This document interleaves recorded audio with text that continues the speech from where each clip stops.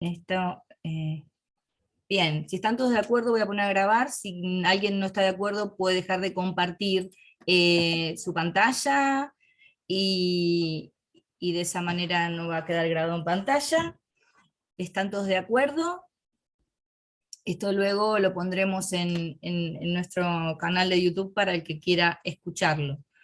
A la persona que recién acaba de entrar, por favor ponga presente en el chat, así luego podemos emitir el certificado.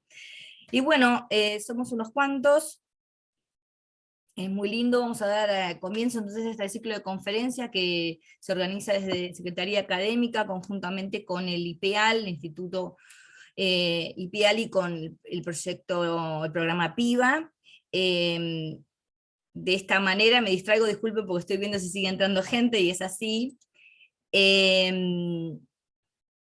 Entonces, este es un ciclo de 4 conferencias, donde vamos a tratar un poco el tema de la accesibilidad y la inclusión en la universidad, charlar sobre esto, qué posibilidades tenemos en relación a cómo crear algunos materiales didácticos o materiales digitales que circulamos para nuestros estudiantes, y también en otras de las conferencias vamos a reflexionar en torno a esto de qué es accesible en términos de no solo de dispositivos, sino de conectividad, etcétera, ¿no? Es un ciclo de 3 charlas, el primero con Sofía González, que ahora la voy a presentar, luego con María Ledesma, que desde el ámbito del diseño seguramente todos la conocen, todos hemos leído sus textos, también Martina Aiello de la UNTREF, y la doctora Vanina Papalini de la Universidad Nacional de Córdoba. Todos son destacados y prestigiosos, digamos, profesores y académicos, investigadores de Argentina.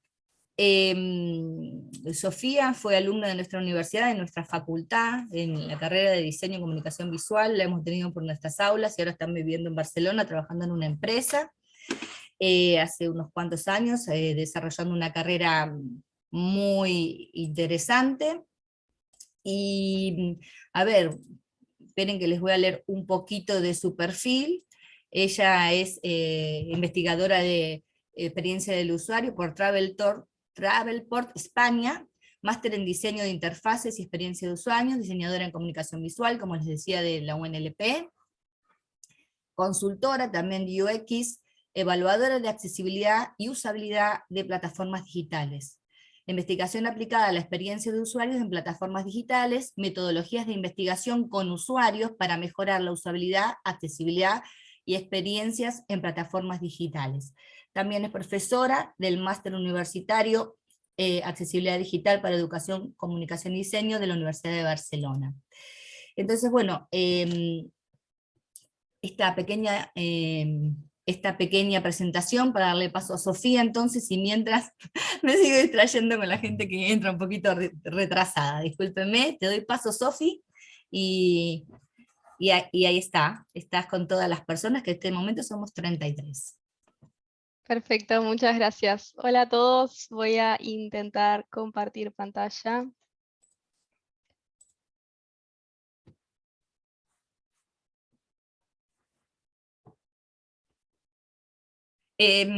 Sofi está silenciada, disculpa. Perdón, ahora sí. ¿Están viendo mi pantalla? Sí, si querés, Sí. sí. Ok, perfecto. Bueno, gracias por la introducción. Hoy vamos a hablar un poco de creación de experiencias para usuarios reales, o lo que podría ser creación de experiencias para todas las personas en realidad, ¿no?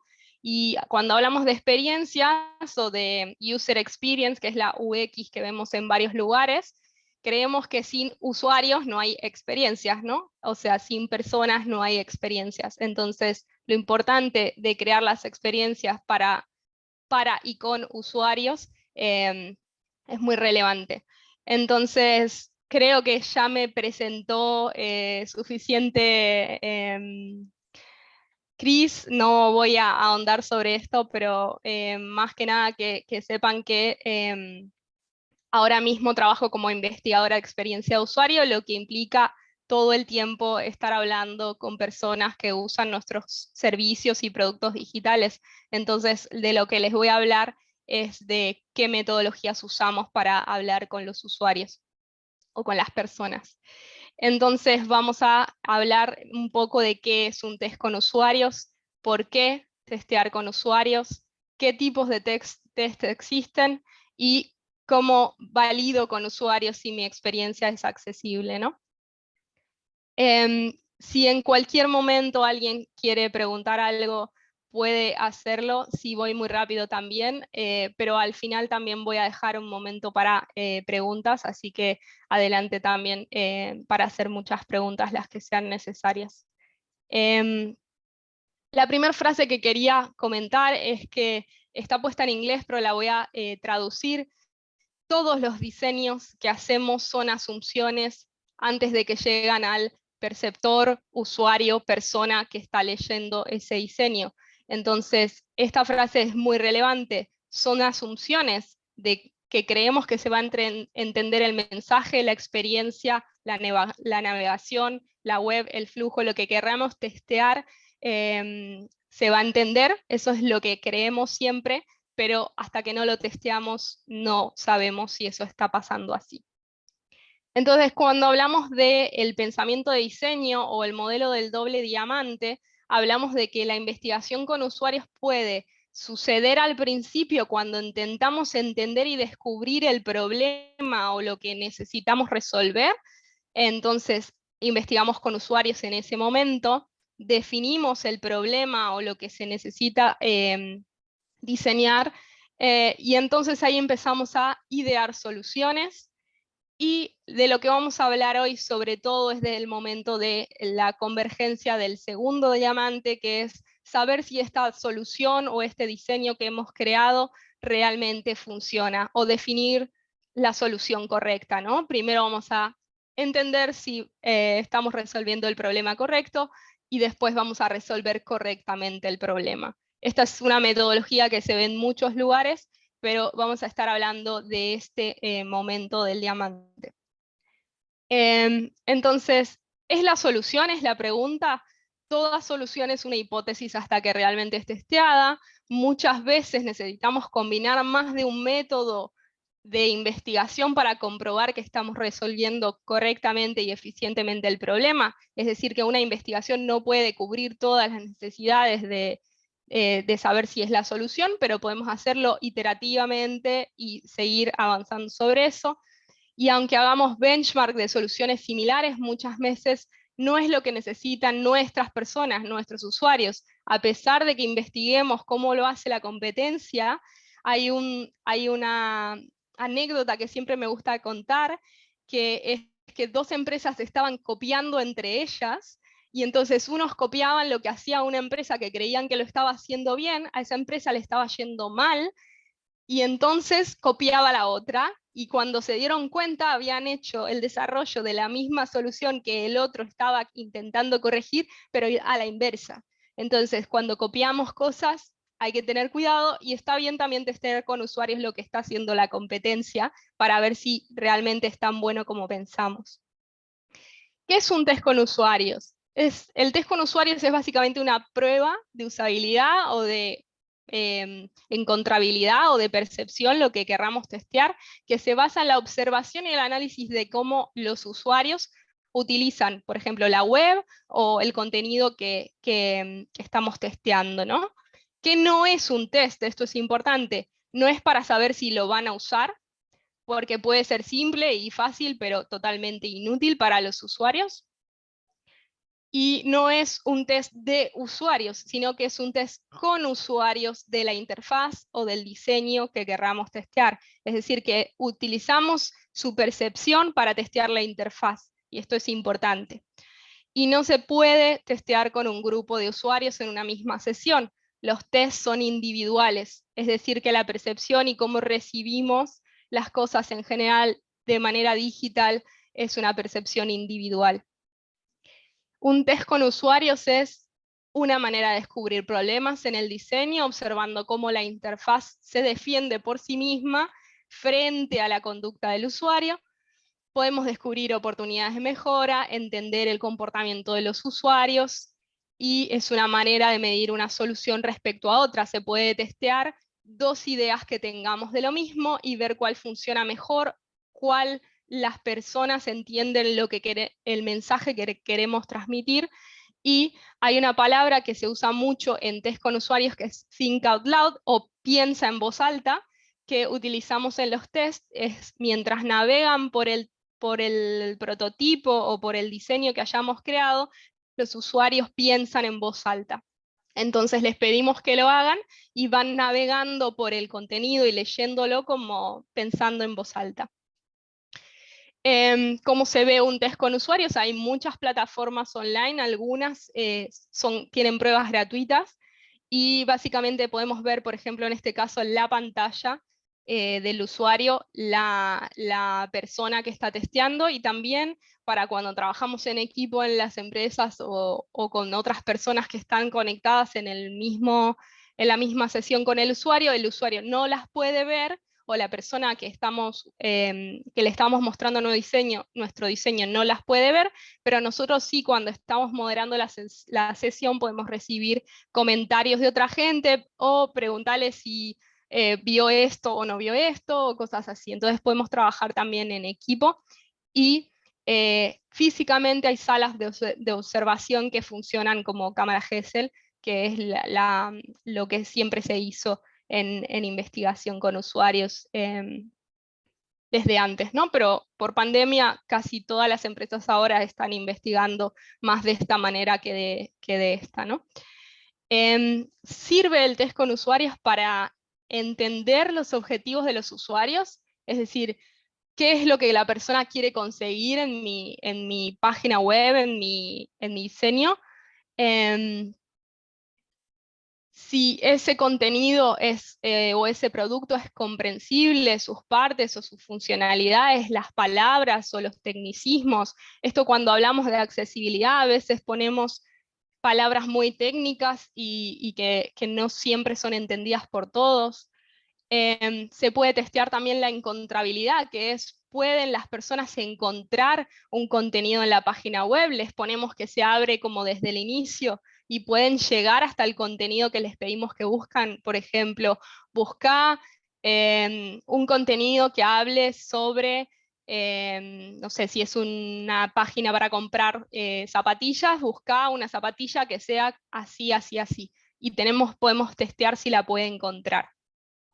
Se pueden testear secuencias lógicas, lo que quiere decir que podemos pedirle a una persona que haga algo, después haga otra cosa, y después haga otra cosa, y testear si esa primera tarea arrastra los errores a las siguientes, es decir, si no pasa la primera, ¿cómo va a pasar las otras, ¿no? Cuando tenemos por ejemplo, un sitio web de compra, o por ejemplo, encontrar una cosa para después poder comprarla, después pagarla y después llegar a una página de confirmación, eso es una secuencia. Se pueden testear también los esfuerzos cognitivos, que tan difícil es para ellos entenderlo. La información clave que necesitan en cada momento, es decir, si tenemos mensajes de error, si le estamos explicando bien en cada paso el contenido que tenemos. Y después está la parte que se llama dialéctica de poder, que hablamos sobre el control que tiene el usuario de saber en qué paso está, si puede volver atrás, si puede saber dónde está y cómo se siente con ese control, ¿no?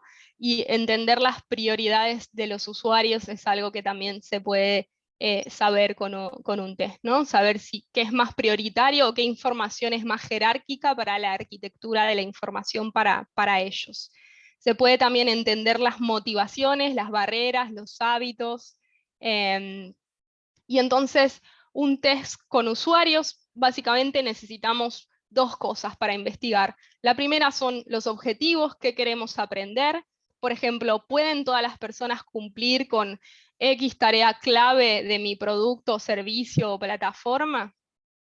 Y los usuarios, que vendrían a ser elegir una muestra, y al elegir una muestra, que es la parte que nos linka muchísimo con la accesibilidad, todos tenemos un sesgo.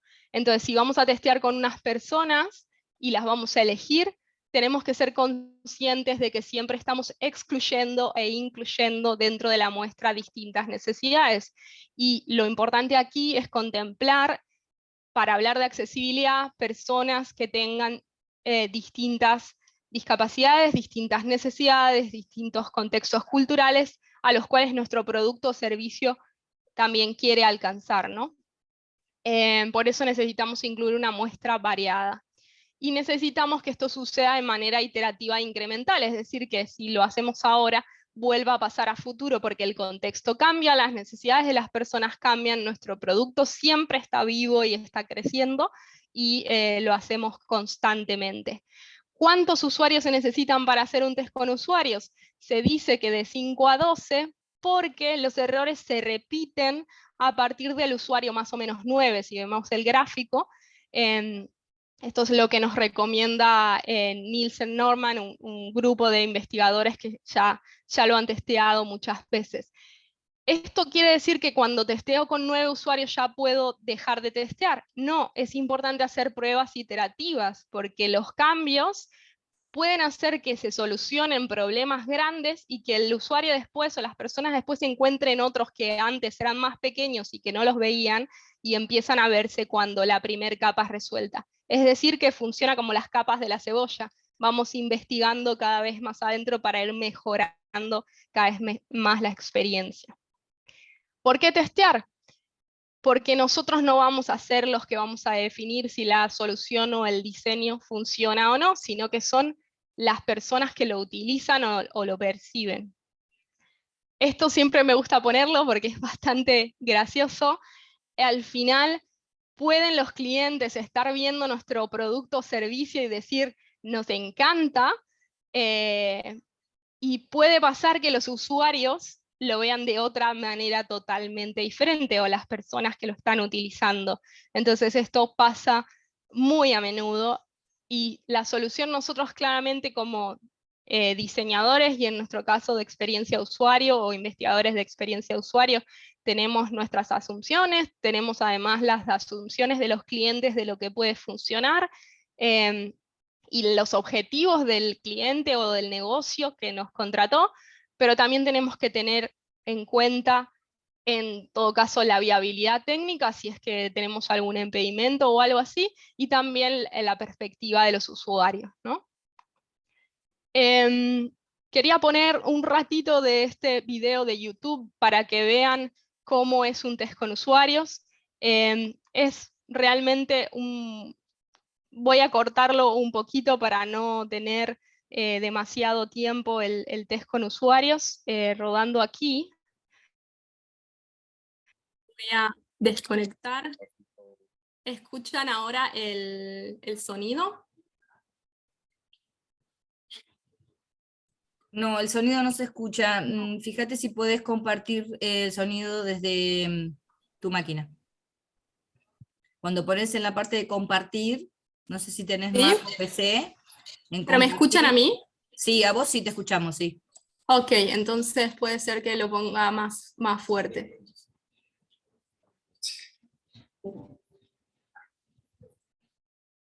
Bueno, vamos a probar ahora. Esta es una de las tareas. Les pedían a los usuarios, es un test que hizo otra empresa y está publicado en YouTube, así que le pedían a los usuarios acerca del pedido a domicilio. A domicilio. ¿Lo tengo? ¿No tengo?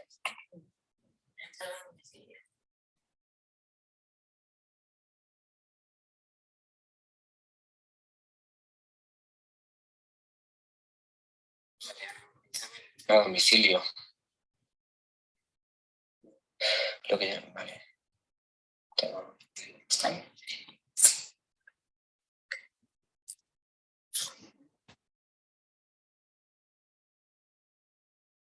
Ven que la misma tarea se repite con muchas personas, esto es importante, es la misma, no cambiamos el diseño, no cambiamos la tarea.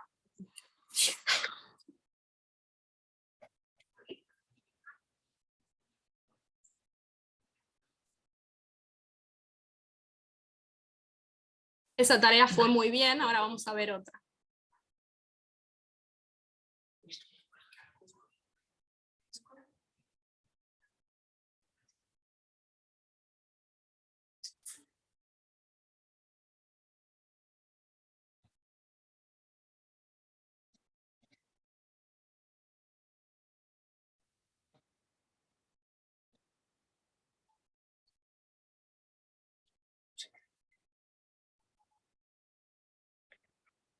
Vemos aquí. Se te muteó, Sofi.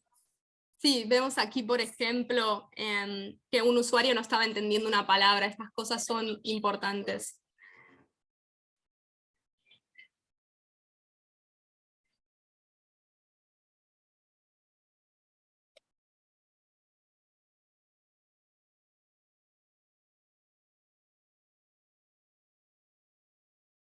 Tiene que comprar 2 kilos de almejas, fue por el menú y no lo encontró y fue al buscador, ¿no? Este tipo de interacciones son muy importantes para ir entendiendo cómo es que los usuarios intentan llegar a lo que les estamos pidiendo y también para entender qué tipo de contenido van leyendo, qué es lo más jerárquico para ellos o qué ven primero, si se confunden en algún momento, cómo esperarían que suceda. Por ejemplo, vimos que uno de los usuarios en un momento dijo como algo, ah, vale, pero... y se quedó ahí como, y después siguió. Entonces estos momentos y la gesticulación de las caras, todo esto es muy importante. ¿Qué más es importante? Que lo que veamos o lo que los usuarios que utilicemos sean una muestra diversa. Aquí, por ejemplo, no estamos viendo personas que navegan con tabuladores o con una sola mano. No estamos viendo personas que tienen visión reducida o usan el navegador aumentado o con contrastes para personas que tienen visión reducida. No estamos viendo otro tipo de personas con alguna discapacidad temporal o permanente, ¿no? Entonces, por ejemplo, navegación con lectores de pantalla. Este tipo de tareas se puede testear con todos los usuarios de la misma manera y todos deberían cumplir con las tareas. Entonces, ¿qué tipos de tests existen? Existen casi un tipo de test con usuarios para cada objetivo o tipo de contenido que queramos validar. Hay muchísimos y depende de qué necesitamos testear. Voy a contarles algunas metodologías, por ejemplo, arquitectura de información, hay test de encontrabilidad, hay otro test que se llama ordenamiento de cartas o card sorting, tree testing o test de árbol de navegación.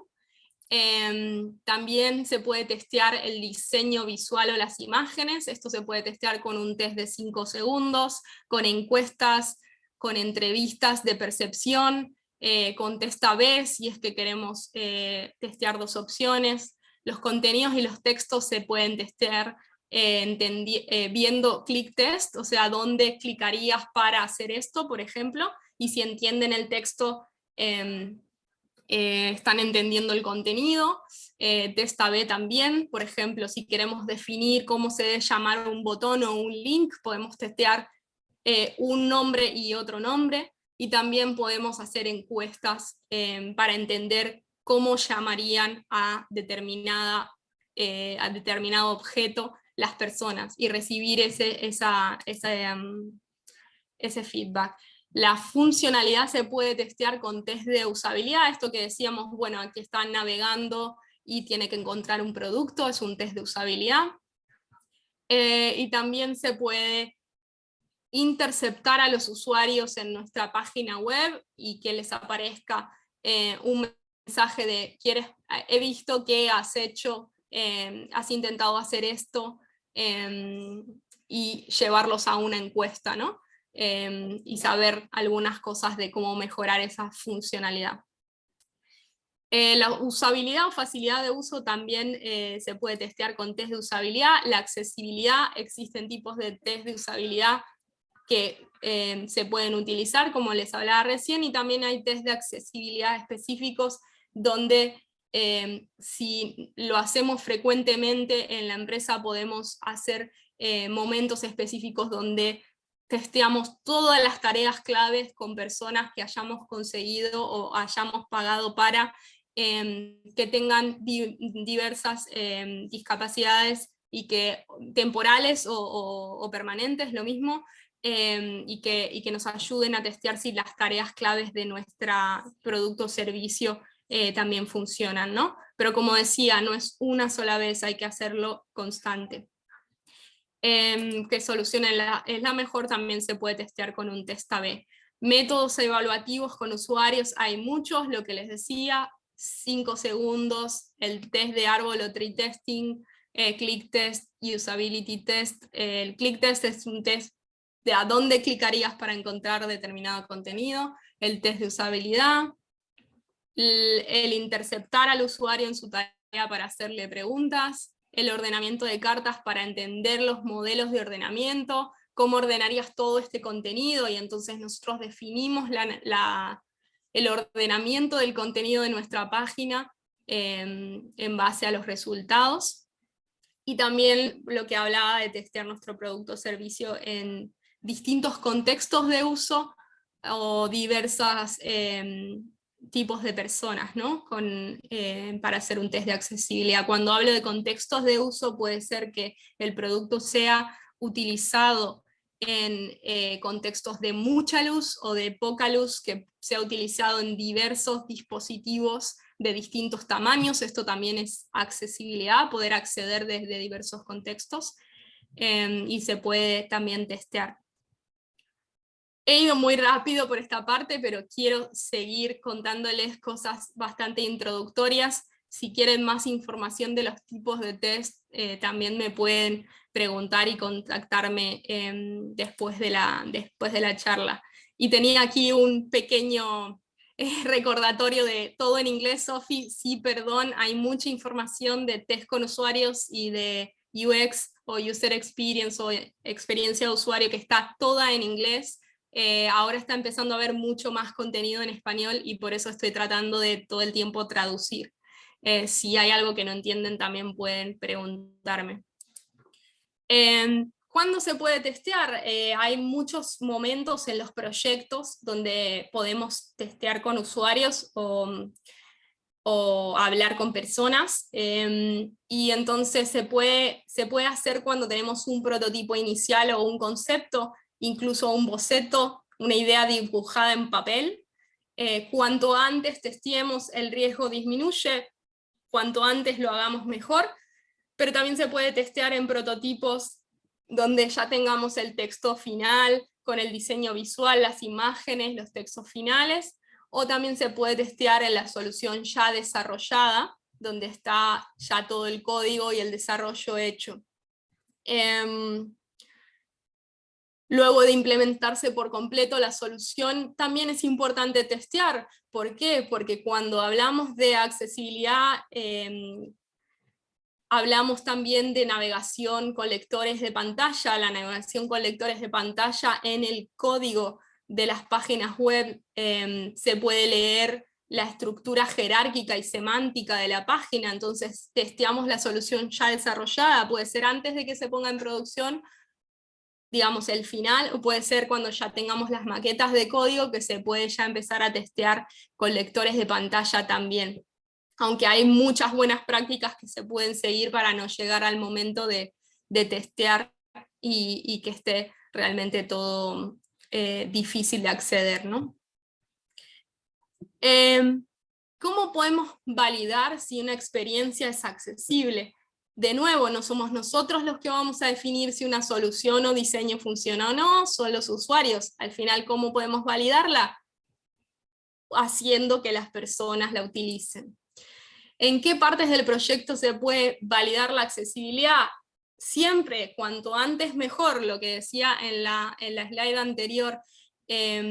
Validar accesibilidad se puede validar en el diseño y los prototipos. En el diseño de los prototipos podemos validar la comprensión, si el lenguaje es claro, si los contrastes o los colores funcionan, porque también podemos hablar de tipos de daltonismo, podemos hablar de personas que directamente no ven en color, y es necesario que los colores funcionen para todos.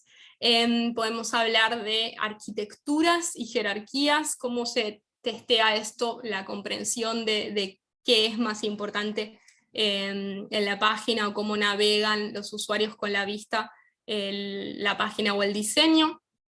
Se puede testear la usabilidad, la navegación y los patrones de uso si están funcionando. Cuando digo patrones son elementos que se repiten en muchos lugares y que siempre se comportan de la misma manera. Y esto también es muy importante para el diseño. Nosotros aprendemos a usar los productos digitales con las aplicaciones que usamos día a día.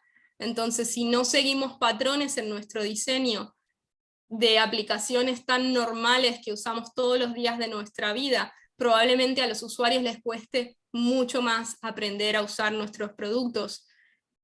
Si no respetamos esos patrones a través de la navegación de la misma página web, por ejemplo, los botones siempre estén posicionados en un lugar similar, tengan el mismo color, la misma tipografía, etc. Si no respetamos estos patrones, hace la comprensión muchísimo más difícil.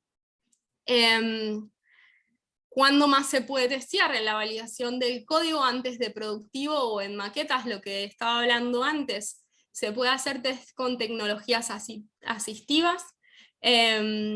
Hay muchos tipos de tecnologías asistivas y, como siempre digo, es muy difícil cubrir todas las necesidades de todos, pero está muy bien hacer el esfuerzo y saber si tenemos algún sesgo o estamos excluyendo algún tipo de tecnología asistiva, saberlo también, ¿no? Cuando testeamos con tecnologías asistivas, a veces no conseguimos todos los tipos de tecnologías asistivas y todas las personas que las están utilizando, entonces sabemos que lo tenemos que hacer quizás a veces un poco más seguido.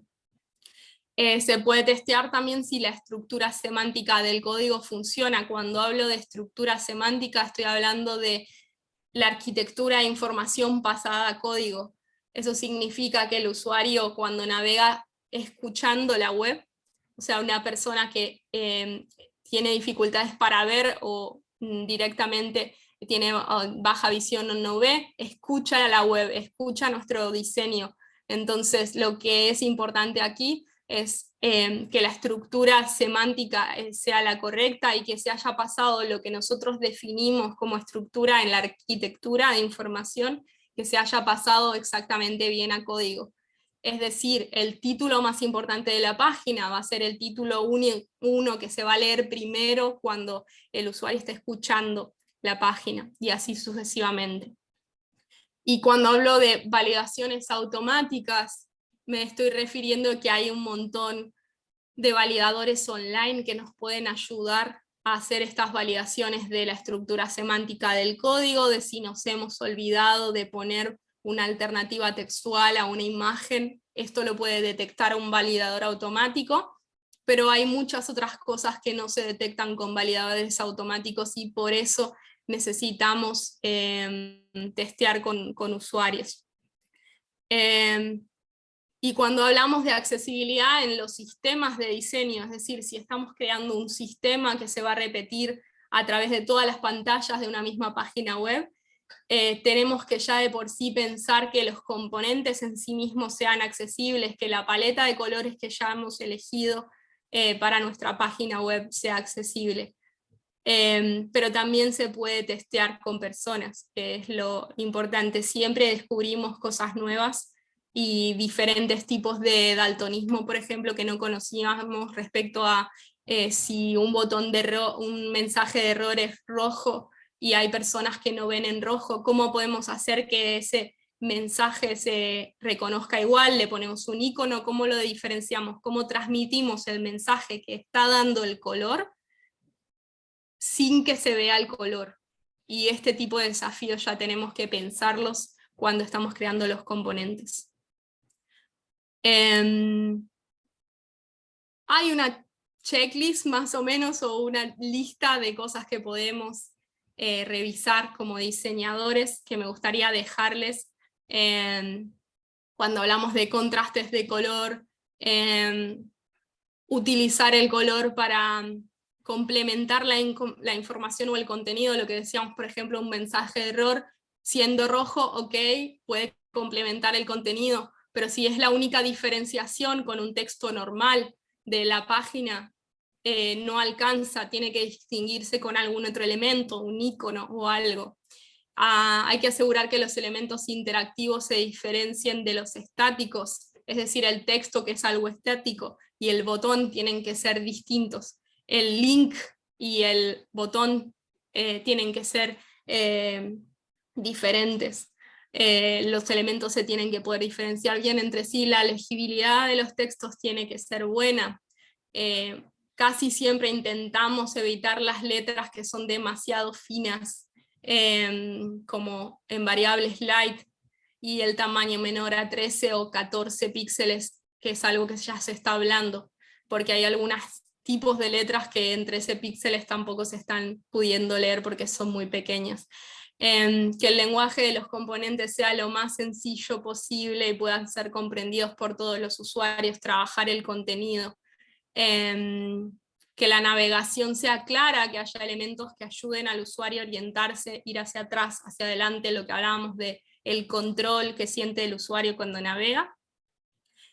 Crear los enlaces de texto y botones que sean comprensibles y perceptibles, incluso fuera de su contexto. ¿A qué se refiere esto? Las personas que escuchan la página web pueden acceder a una lista de links o enlaces que tiene la página.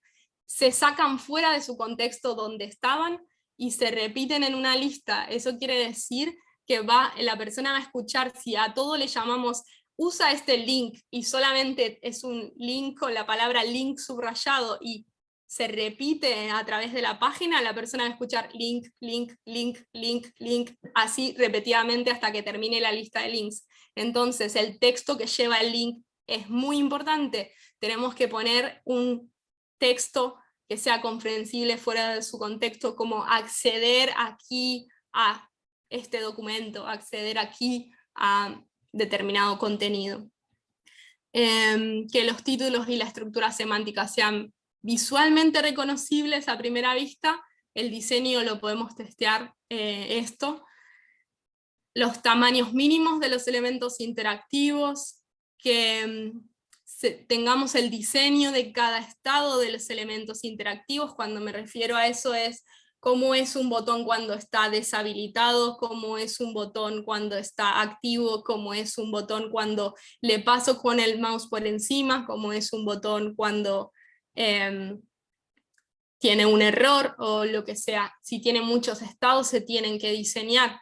Esto es importante porque, por ejemplo, las personas que navegan por teclado, navegan por los elementos y hay un estado que se llama focus o foco, que es cuando navegamos por el tabulador vemos una línea azul que es la que viene por defecto en la mayoría de los códigos de páginas web, que le permite al usuario que está navegando con tabulador saber dónde está y dónde va a hacer clic sin usar el mouse. Entonces estas cosas son bastante importantes. Hacer que los elementos se vean, se posicionen, se comporten de manera consistente, lo que hablábamos de los patrones.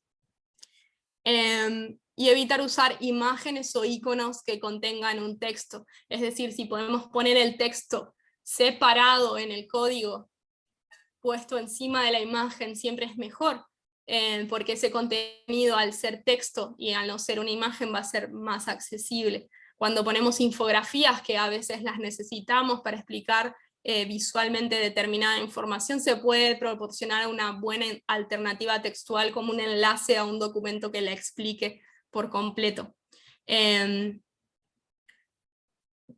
Voy a intentar ir cerrando la charla para dejar tiempo para que podamos tener algunas preguntas. Les dejo algunos validadores de contraste para utilizar, también para colorblind, que es la parte de ceguera de color. Alto contraste que permita validar problemas severos de visión, y también un checklist básico para ver si la web es accesible. Que está bastante bien. Después voy a compartir este contenido para que lo puedan tener. Y me gusta siempre cerrar con esta frase de: ¿pueden todas las personas cumplir con las tareas claves en nuestro producto o servicio, en nuestra web? ¿Pueden todas las personas entender lo que estamos tratando de transmitir con nuestro diseño? Esta es la pregunta más importante que tenemos que respondernos cuando diseñamos. Preguntas. en este momento. Gracias, Sofi. Si querés dejar de compartir, ponemos todos en pantalla. Si alguien quiere hacer una pregunta.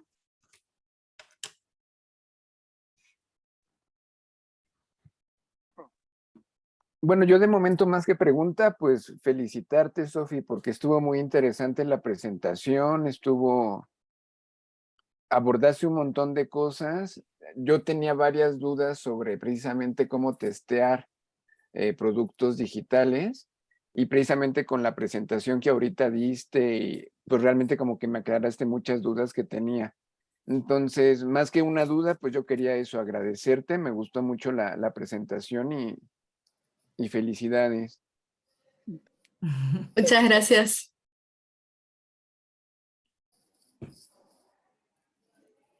Bueno, mientras a alguien se le ocurre una pregunta, a ver, yo te hago así Sí, un par de... perdón. Vale, no, dale, Marina. Bueno, bárbaro.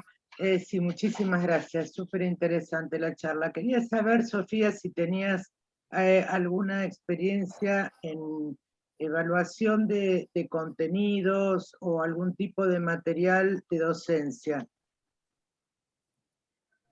Buena pregunta. No directamente, pero sí testeamos con usuarios una aplicación que se utilizaba en las netbooks para aprender, testeamos con alumnos, perdón por decir la palabra correcta, una aplicación que se utilizaba en las netbooks en escuelas secundarias para aprender la formación de las células.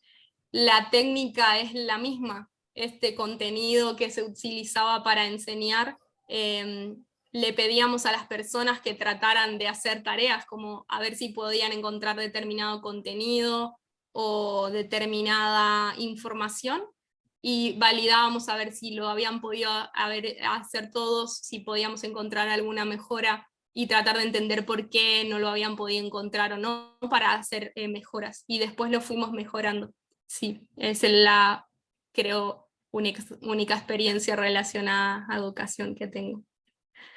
Muchísimas gracias.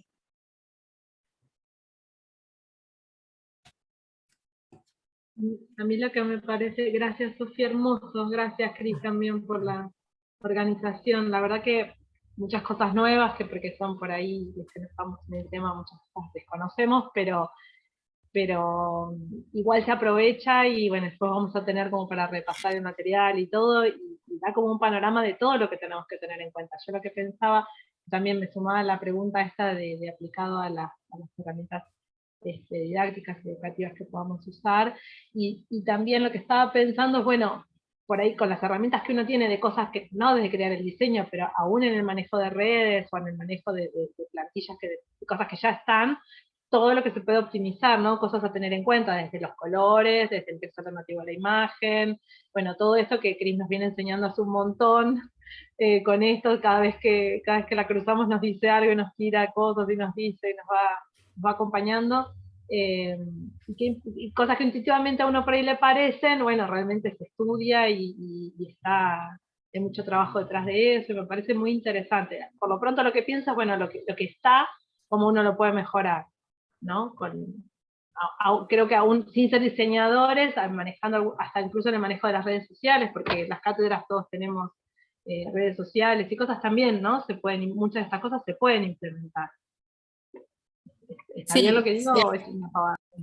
No, sí, totalmente. Y de hecho, si quieren buscar personas que necesitan algún tipo de tecnología asistiva para navegar o para usar el contenido, en la Facultad de Bellas Artes hay una parte en la biblioteca que hacen la traducción de los textos que no son accesibles, que están como escaneados, y yo la tuve que utilizar personalmente porque tuve un problema de visión, y estuve 2 o 3 meses utilizando ese servicio, y ahí van muchas personas que necesitan algún tipo de adaptación en la biblioteca misma. Excelente, no sabía, mira qué buen dato.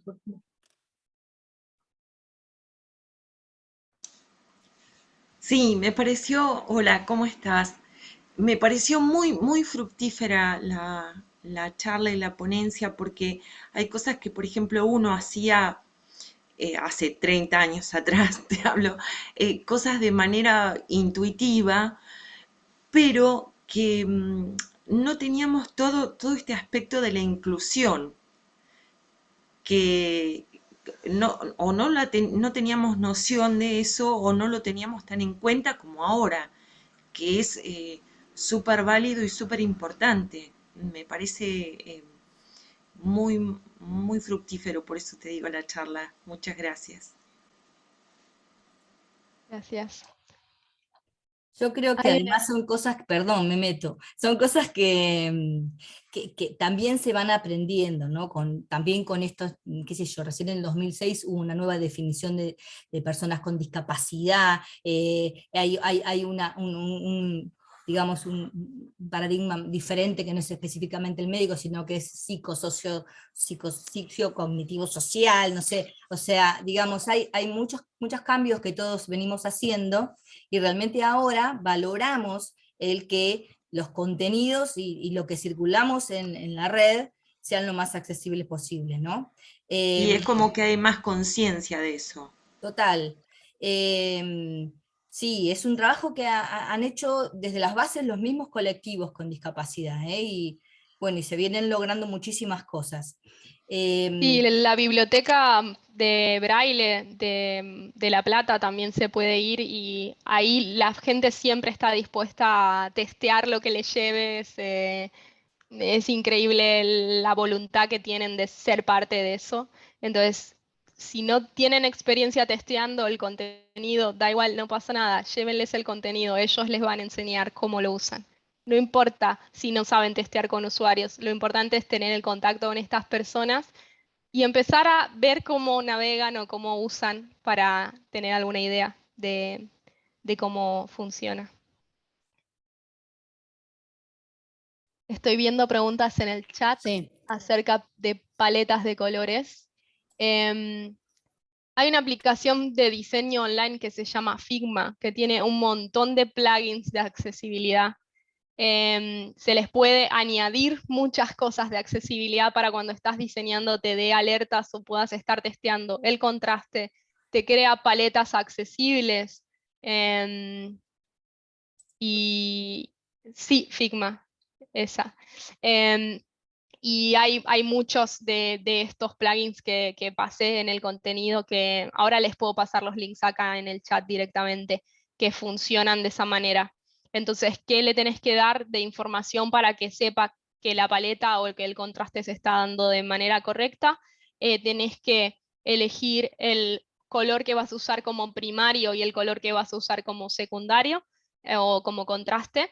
Y entonces te define entre estos dos, color de texto y color de fondo, por ejemplo, si hay un contraste real. Y después las otras partes de la paleta de color son como apoyaturas o acentos que se pueden poner, como por ejemplo el rosa de mi presentación no da ningún tipo de contraste, es color de fondo, nunca lo uso como para dar información. Entonces este es un color como usado muy de fondo. No sé, se puede utilizar este tipo de herramientas y hay muchas. Si ponen creador de paleta de colores accesible, hay muchos desarrollos. También es verdad que se encuentran más fácil si los buscamos en inglés, pero bueno, traducimos las palabras con el traductor de Google, las ponemos en el, en el navegador y vamos a encontrar muchas herramientas que se pueden usar. Sofi, ¿se escucha? Sí. Te hago una pregunta en relación a esto. Hay una página que se llama Color Exa o algo así, que podés poner el código de color, referido a lo que decía Miro Doso. Y yo puse un código de color que estaba usando y me explica y me dice que hay un color que todavía es más accesible. Y probé el diseño con ese color y la sensación que me da es que es extremadamente brillante. No sé si suele suceder eso, que cuanto más brillante, más como, sí, eso, brillante es la palabra que se me ocurre, ¿es más accesible? Tendríamos que ver el caso, claro, hay veces que depende del nivel de accesibilidad que le querramos dar a nuestra aplicación hay A, AA, AAA, bueno, hay como mucha teoría de este tema, y sí, cuanto más accesible es, más contraste tiene. No sé si brillante es la palabra, pero si ponemos blanco con negro, es muy probable que funcione mucho mejor que si ponemos un rosa suave contrastando con un marrón. Ahí se empiezan a dar los juegos que son menos contrastados. Pero lo importante de ver es que pase, aunque te recomiende mejoras, que pase la accesibilidad. Y a veces también depende del tamaño del texto que le estás poniendo encima, ¿no? Si el texto lo vas a poner más grande, puede ser un poco más jugada la combinación de colores, pero si lo vas a poner pequeño o en el mínimo que es 13 o 14, tenés que seguir sí o sí esas recomendaciones de accesibilidad. Perfecto, gracias. Voy a compartir la página por si les interesa, porque al final te muestra ejemplos, o sea, no sé si ejemplos, te muestra cómo lo vería un daltónico y los diferentes tipos de daltonismo. Por ahí sirve. Genial. Gracias. Gracias.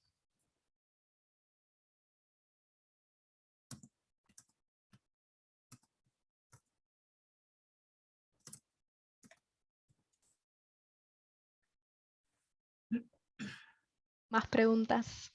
Creo que Cris quería hacerme una hace un tiempo. Yo era una pregunta para romper el hielo, pero ya no es necesario. Ok. No, me gustaba por ahí que si querías contar esto de esta situación de cuando haces las entrevistas, los testeos con personas, del pensando en voz alta, generalmente cómo se hace esa indicación y generalmente qué es lo que ustedes relevan ahí, qué pueden detectar con el pensando en voz alta. Esto por un lado que me parece divino. Y por el otro, si conoces o nos podés contar someramente algunos software específicos de testeo con usuarios, no de validadores, sino de testeo con usuarios.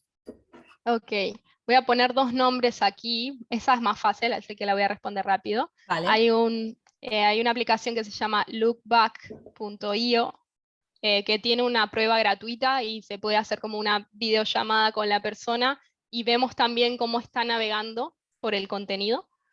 Tiene una prueba gratuita y bueno, si no se pueden hacer algunos ajustes. Creo que también ahora ha lanzado una para universidades que se puede usar de manera gratuita, licencia universitaria. Y funciona bastante bien. Después hay bastantes más. Hay otra que se llama Loop 11 o Loop 11 que también puede testear como no moderado. Si le enviamos los links, la gente se une, se graba la pantalla mientras está hablando y recibimos los videos. Esto también está bastante bien. Es lo que se llama test moderado o test no moderado, que también se utiliza bastante. ¿Cómo funciona el pensar en voz alta o think out loud?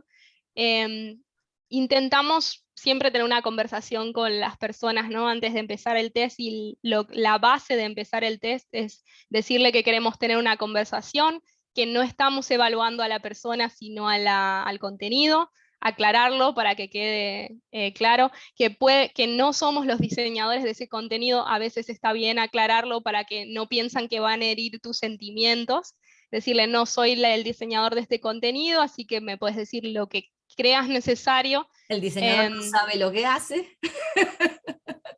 Bueno, es que aunque seas el diseñador, está bien ponerlo en contexto para igual recibir como la parte más honesta, porque hay algunas personas que les cuesta ser sinceros si supieran eso, por respeto también.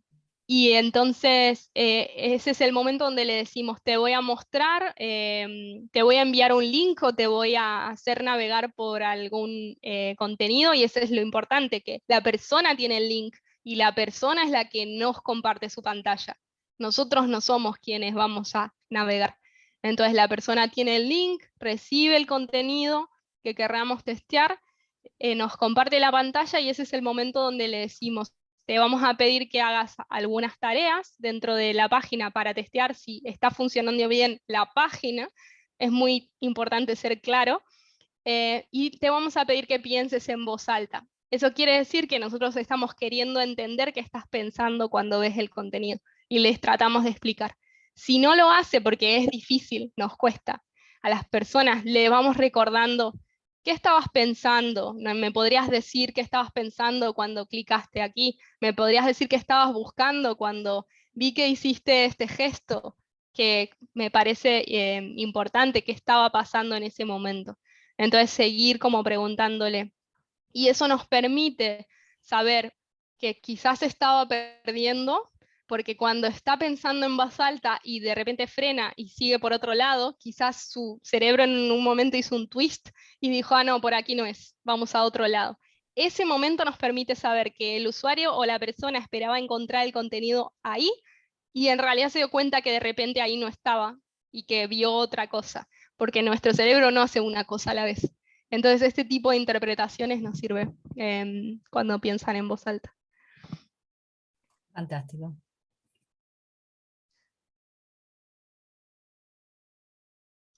Estoy viendo otra pregunta. ¿Podrías Gracias. recomendarnos un artículo? Hay un libro muy bueno de autores argentinos que está en castellano, que es uno de mis favoritos y pie de librería, como siempre, en castellano, que es un libro de Carraro, que es acerca de la experiencia de usuario. Son sociólogos de la UBA que lo escribieron. Ahora mismo no me acuerdo exactamente el título, voy a buscarlo rápidamente.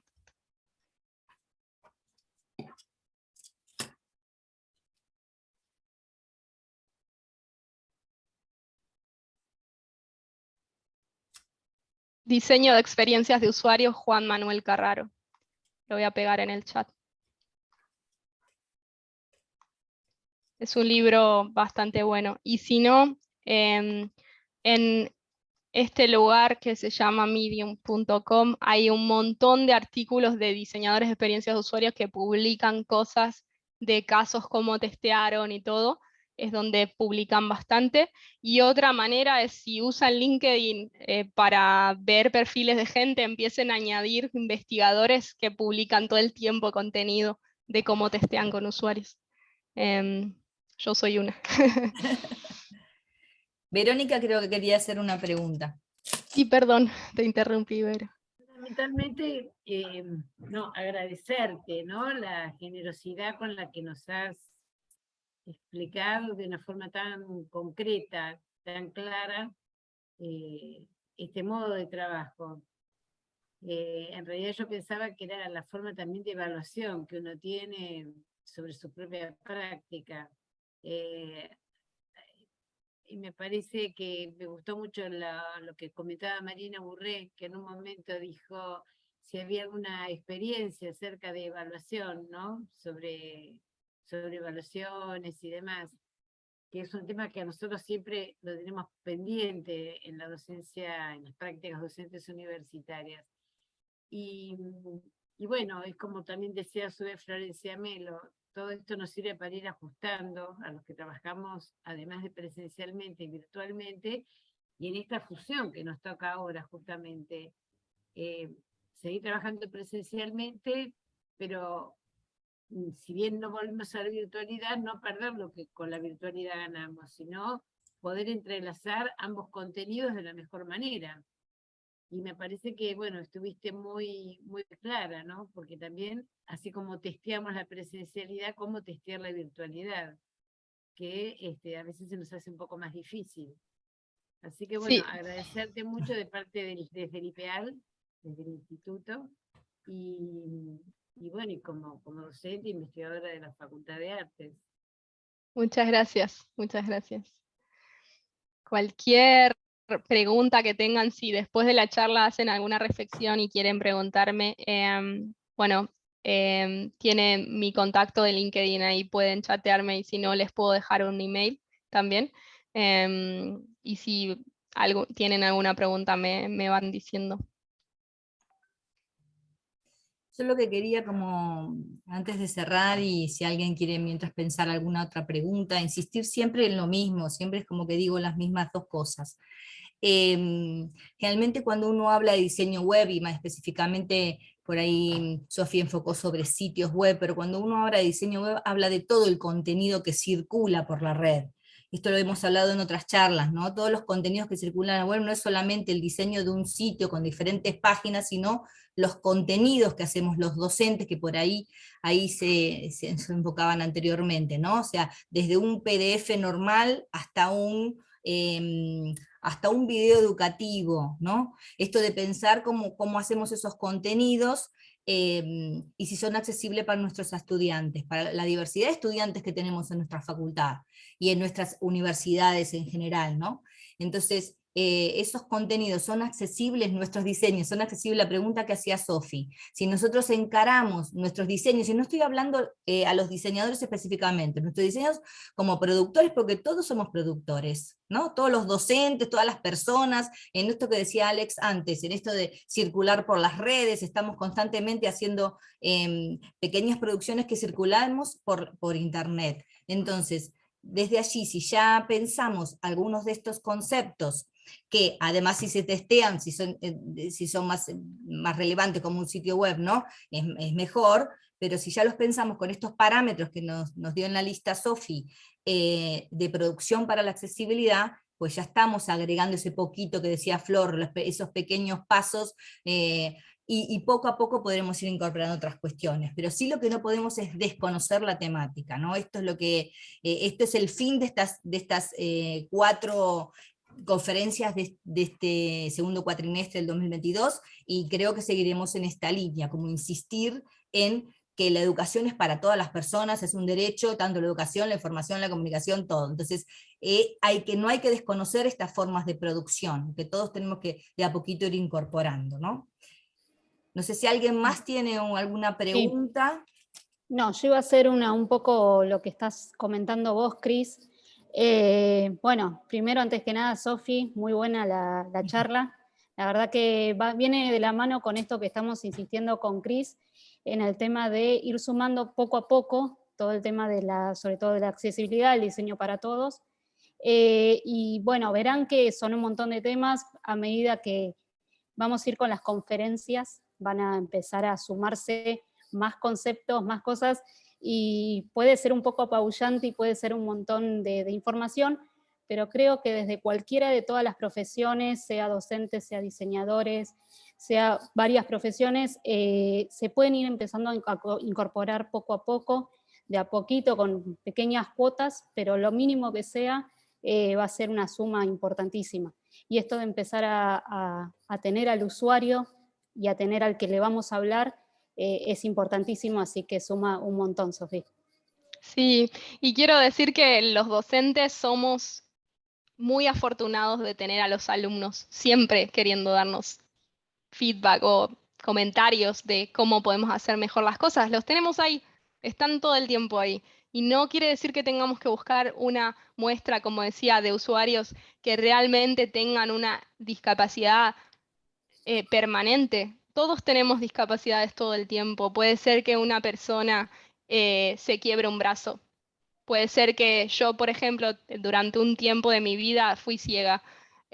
Puede ser que algún alumno que encuentren tenga algún tipo de discapacidad temporal o permanente y no la conozcamos, porque muchas no son visibles a simple vista. Entonces, eso siempre está bueno de testear en todo momento. Da igual, le presentamos el contenido que estamos creando a cualquiera que no tiene relación con lo que estamos queriendo aprender o distribuir como contenido, y le preguntamos, ¿qué te parece? Con eso ya es un montón.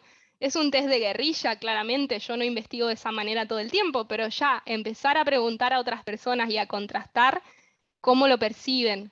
Si hay algo que no entendieron, ya alcanza. Si no estamos haciendo nada ahora mismo, alcanza.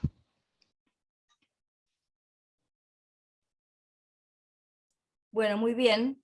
Si no hay más preguntas, yo, Sofi, estoy muy contenta, muy agradecida, y bueno, seguiremos haciendo cosas, y agradezco a todos los compañeros, compañeras que se han conectado, que somos un montón, y bueno, seguimos en las próximas charlas.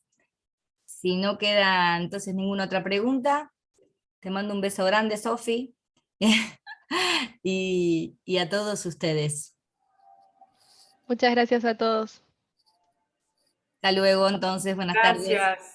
Muchas gracias. Muchas gracias, un gusto. Chao, gracias. Hasta luego. Hasta Chao, la próxima, gracias. que es el mes que viene, ¿eh? No se olviden, chao. Bárbaro, Hasta chao. luego. Hasta luego.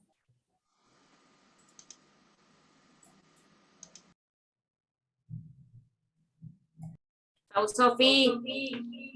Chao, Euge. Ay, qué lindo verte. Tuviste bárbara. Muy lindo. Gracias.